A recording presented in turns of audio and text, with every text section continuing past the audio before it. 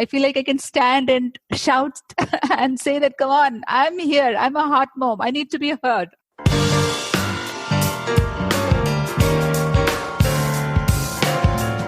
Welcome to Heart to Heart with Anna. I am Anna Jaworski and your host. I'm also the mother of a son with a complex congenital heart defect. My son was born in 1994 and has had 3 open heart surgeries. It is because of Alexander that I am the advocate for the CHD community that I am. We're so happy that you're here with us today. Today's program is entitled Mom to an Adult Heart Warrior in India.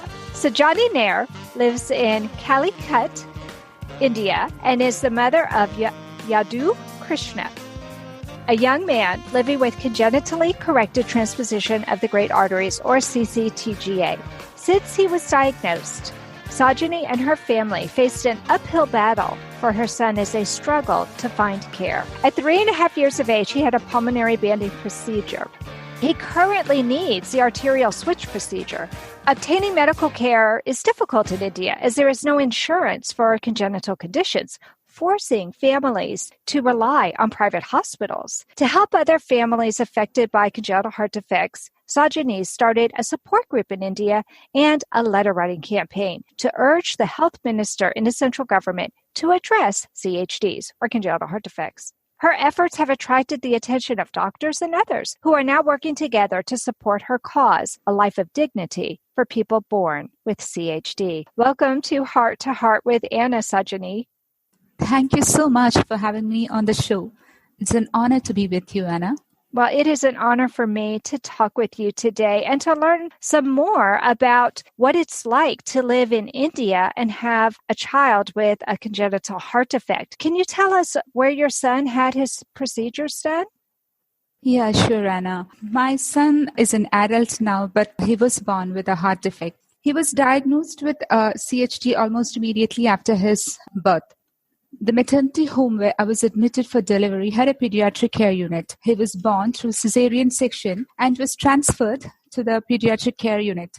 They informed my family that the child seems to have some cardiac issues. They suggested my baby be taken to a hospital that specializes in pediatric cardiology. We took him to a specialty hospital and were told he had a CTGA, corrected transposition of great arteries. That's what they said it was. And from that point, life had never been the same for us. We had consulted doctors in different hospitals, hoping to find a permanent and reliable solution to his conditions. We had taken him to almost every major hospitals in South India till we decided to get his PA banding done at Narayana Health, Bangalore. He was just 3.5 years at that time. It's amazing that he survived till 3.5 years of age before he had that first surgery. He must have had a VSD or an ASD, some kind of hole in his heart, right? Yeah, he really had. He still has a VSD. It's not too big. They say it is small, and they say that when this switch is performed, which he's waiting for, they might try to close it as well, because it would be a corrective surgery and everything would be done the right way this time. That is what the doctors say. What year was your son born? 2000, March 8th, 2000. He's a very young adult. He's not very old at all. Yeah, he is. And that is one of the major issues that we face in India, because pediatric cardiology has been good ever since 2006, I guess. It has gained pace right from that particular year. But the problem is still now not much of a research is done in adults, that is young adult cardiology, because there are lots of doctors for the adults as such, but for the young adults, not much is done. So these children, when they hit the 19 or 20, 21, what happens is they don't get that much of a care, because they neither fall under the pediatric cardiology category, nor are they considered for the adult correction procedure. So it's very difficult for us to come to a conclusion as to where to take our children. And so we continue consulting with the pediatric cardiologist. So it is a particular field where I really feel there has to be a lot of research and more doctors to be available, because not many seem to be taking up this particular section as such. Right. It is very It's like a whole new area. Exactly, it is. Because these kids are surviving to adulthood. And just 20 years ago, they didn't. So many of them perished as infants. So for them to make it to adulthood, we have an exploding population. And you're right, we don't have the proper number of doctors exploding at the same rate. And it is a real issue. Just a couple of days ago, I did an interview with Methodist Hospital in Houston, all on transition care, because believe it or not, we have some of those same issues here in the United States. This is not something that's uncommon. In fact, it's common all around the world. So it's really good that we're talking about this. You had said that insurance is a real issue. How is your son going to be able to pay for a procedure if he needs one? The fact is that there is never going to be any insurance coverage for my son or any of the children who are born with any kind of congenital diseases. That is how the insurance system in India runs. I got a real big shock when I tried to get an insurance for my whole family. I was told by the insurance agent that we are ready to cover you and your mother, who is almost 65 years old, and my husband would be covered too. But my son, he was at that time something like 16, and they said he wouldn't be covered. I was like, my mother, who is 65 years of age, if she gets the insurance coverage, how is it that my son would be denied this kind of a thing? And the answer was very clean and clear. They said that your son has a precondition, and insurance companies don't take such liabilities. They wouldn't cover your child. And I said, I don't need insurance coverage for my family. If it cannot offer it for my son who needs it most, I don't need it. What else can a mother do? Yeah, it doesn't make any sense. The people who need it the most are being denied because of a pre-existing condition. We have this same problem all over the world. Although there are some places that have national medicine. Here's the strange thing. Even in Canada and Australia and England, where they do have socialized medicine, we find that a lot of times these kids in their late teens and early 20s, they still get lost to follow-up care, even when they do have insurance. So insurance is a big issue, no question about it. But I think the bigger issue that we're going to talk about in just a few minutes is that transition care and how can we handle being a mother to a young adult with a congenital heart defect.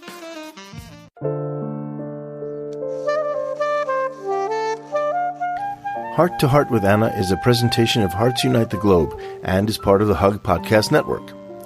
Hearts Unite the Globe is a non-profit organization devoted to providing resources to the congenital heart defect community to uplift, empower, and enrich the lives of our community members.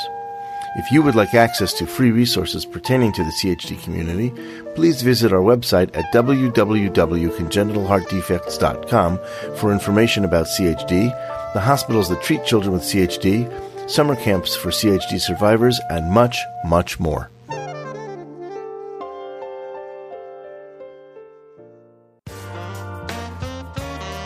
You are listening to Heart with Anna. If you have a question or comment that you would like addressed on our show, please send an email to Anna Jaworski at anna@hearttoheartwithanna.com. That's anna@hearttoheartwithanna.com. Now, back to Heart with Anna. Before the break, Sajani, we were talking about what both of us are experiencing right now, and that is being the mother to a young adult with a congenital heart defect. It is hard, isn't it?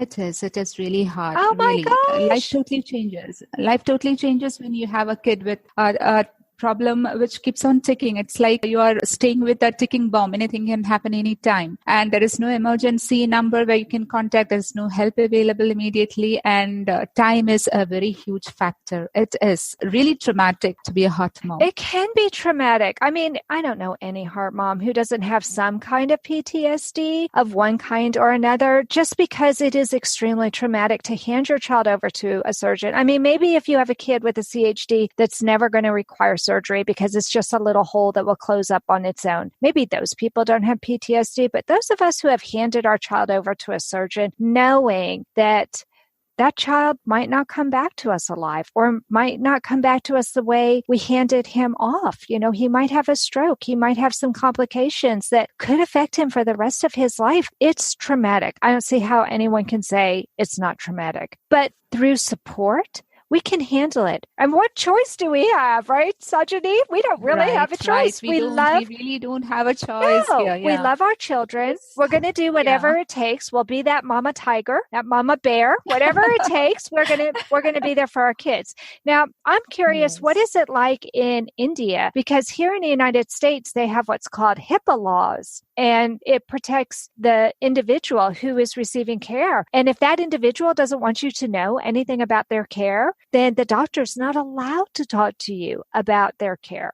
So that means that as soon as my son turned 18, he said, Mom, I don't need you to go to my doctor's appointments anymore. I've got this. And there was nothing I could do about it. What's it like in India?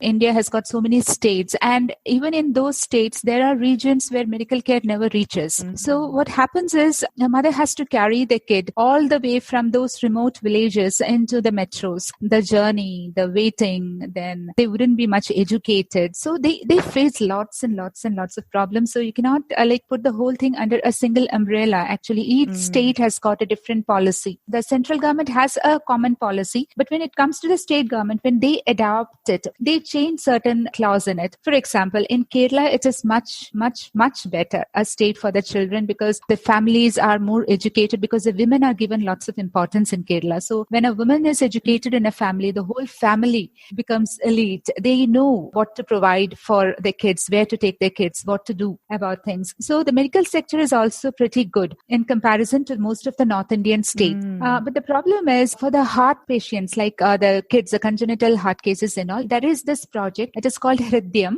And under this, what happens is till the age of 17, all the medical expenses of the children are borne by the government. Oh, so if you're born with a congenital heart defect, then the government takes care of all the operations? Yeah, all the operations, all the checkups that you do, all the pre-operative tests that is conducted during the follow-ups or routine checkups and all, everything is free.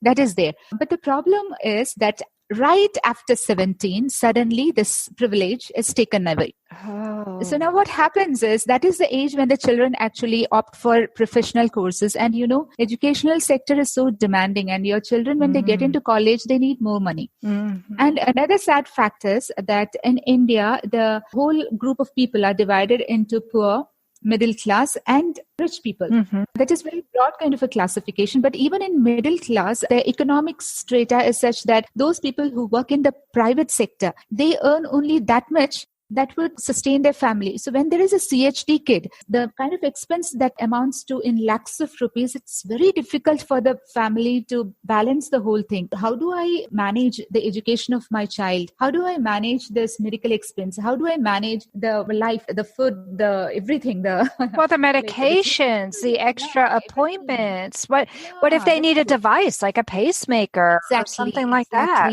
Yeah. That is what. So that is where we really need the care. And at 17, when it is taken away, it's very difficult. And no medical insurance and all, it becomes really difficult.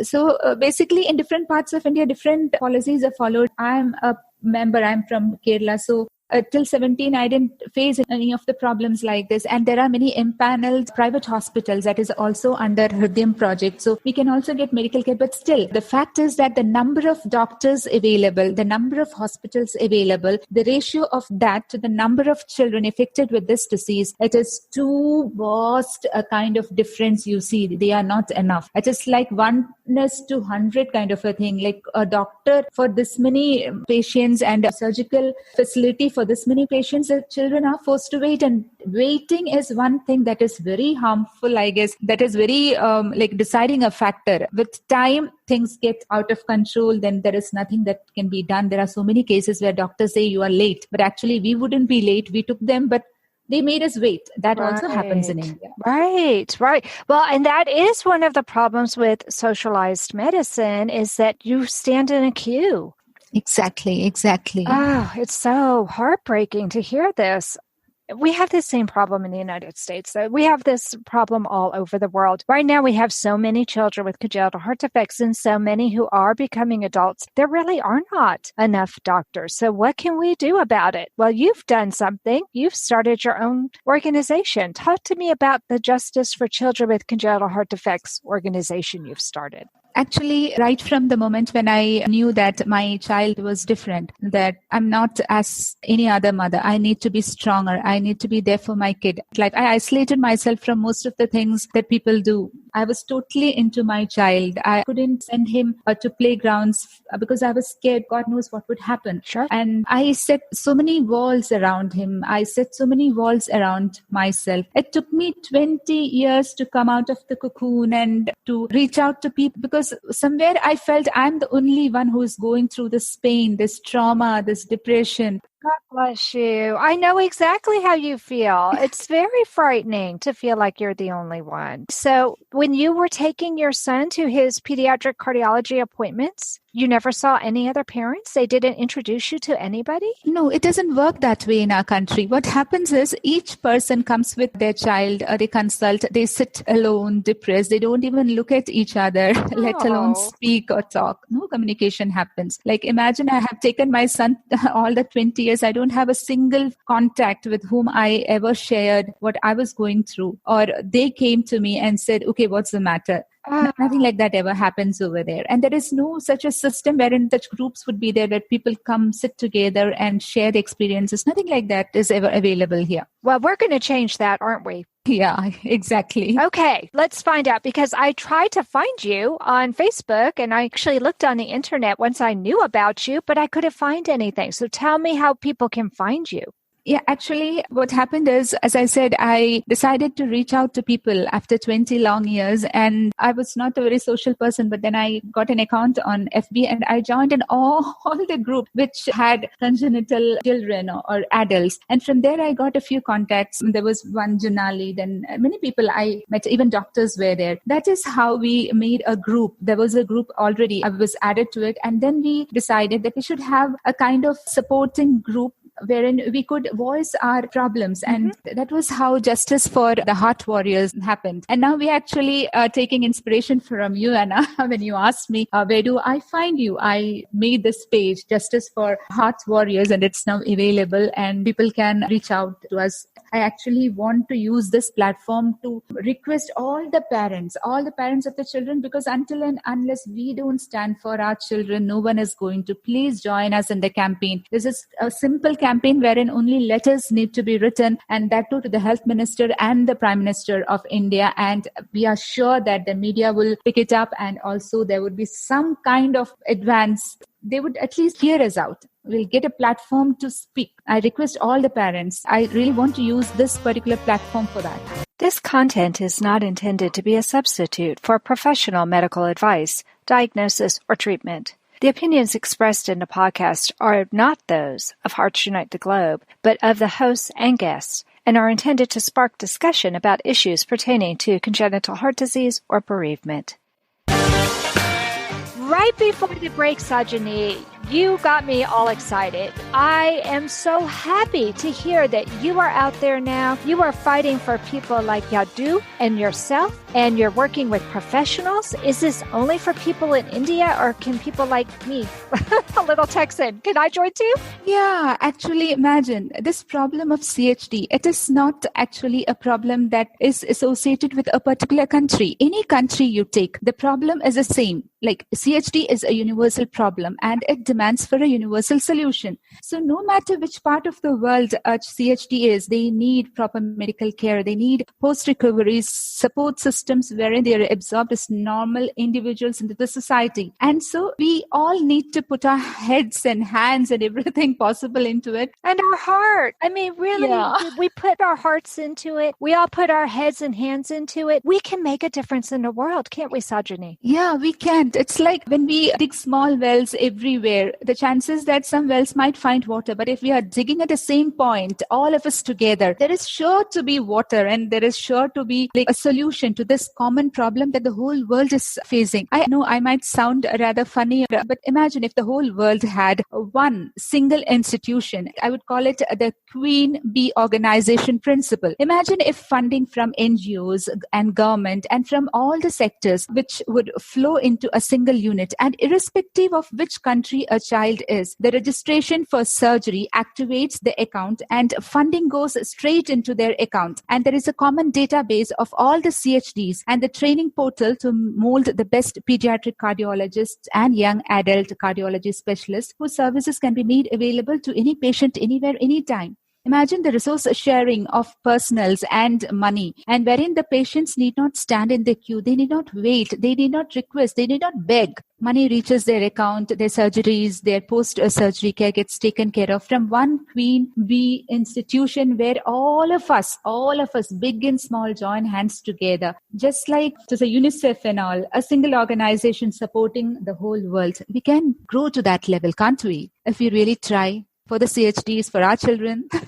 Well, I think it begins with us doing what we're doing right now. And that is talking about it, bringing awareness to people who maybe don't know about it. It always surprises me, Sajani, when I talk to people and I say my son was born with a heart defect and they look at me like I'm crazy. What do you mean? Your son was born? Oh, that heart defects are for old people. Old people have heart attacks and heart problems. And yet, over the 20 plus years that I have now been part of this community, what is equally shocking to me is the people that when I talk about my son, they say, oh yeah, my nephew, my cousin, my neighbor. All of a sudden, it seems like more and more people are aware that babies are being born with heart defects and that they're growing up to become adults. So this is it. We have to continue that conversation. What you just talked about, the Queen Bee organization. Oh my gosh, that's a dream. Wouldn't that be a dream come true if we could make that happen? Exactly, because we are not doing this for us. We are doing it for the whole country. Well, for the whole world. Because who knows which of our heart warriors might be the next Einstein, might be the next,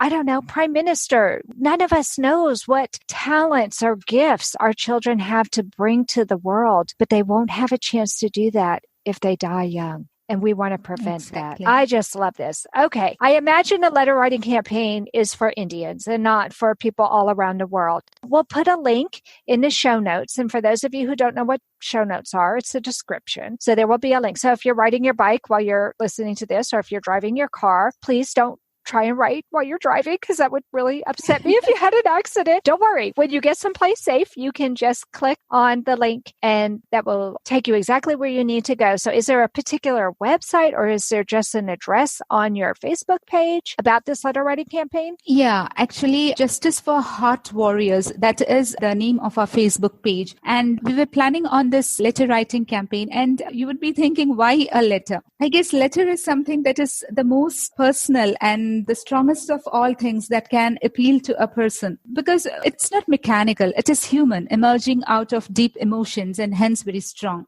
When people write, they put in their emotions and when it reaches the person, the emotions get carried over and it has an influence. So we thought that all the heart moms, like our organization, or you could say the support group consists of around 25 to 30 heart moms, just them. But we thought, okay, let us try to get more contacts. Let us get more people to write letters. Sure. And imagine if thousands of letters flock into the ministry. Won't they feel like checking what is happening here? And if I send a mail, it might not have that effect. Nobody would notice. But when letters through post offices and the old traditional way, long forgotten ways, when they go, they are sure to stir up something within. So that is the reason why we thought of writing letters. And actually, I would like to add that I really need your help. I need your volunteers to support because imagine, just as I said, the whole world is a single family. We believe in Vasudhaiva Kudumbakam, which means that the whole universe, the whole world is a single family. So imagine if for India, all the persons from all over the world write letters to the PM's office saying that, okay, the heart warriors, they need your attention, they need your care, they need your involvement in their affairs as well. They are also there. Imagine if such letters flock there, won't they have to take some action towards it? So that is the reason, and I really need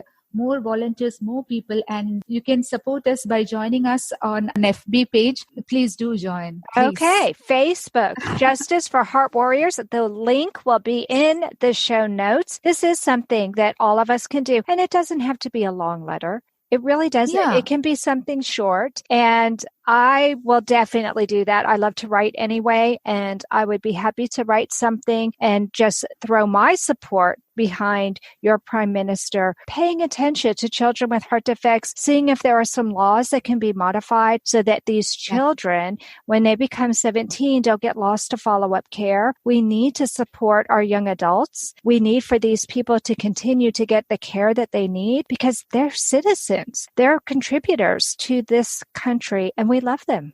Yeah, that is what. And the sad plight, there are so many policies in India which covers all the poor people. Poor people means really poor people who cannot actually meet the basic ends, like very poor. They wouldn't be even having a proper house, nothing at all. But what happens is these people are so uneducated that they're not aware of the plans. They don't get access to it. The rich people don't need any.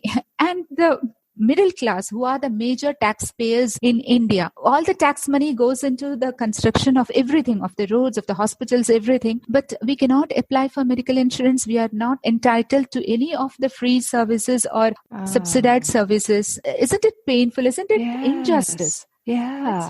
That's what like an injustice. You know what? We can shed some light on that. If every person would take a few moments, and maybe we can even put a sample letter, because I know one problem volunteers have sometimes is they don't know where to start. So maybe if we can give them a sample letter and then they can just personalize it themselves. We'll have to have the address that they can send it to. And maybe we should shoot for a certain day, like Congenital Heart Defect Awareness Day, February 14th. Exactly.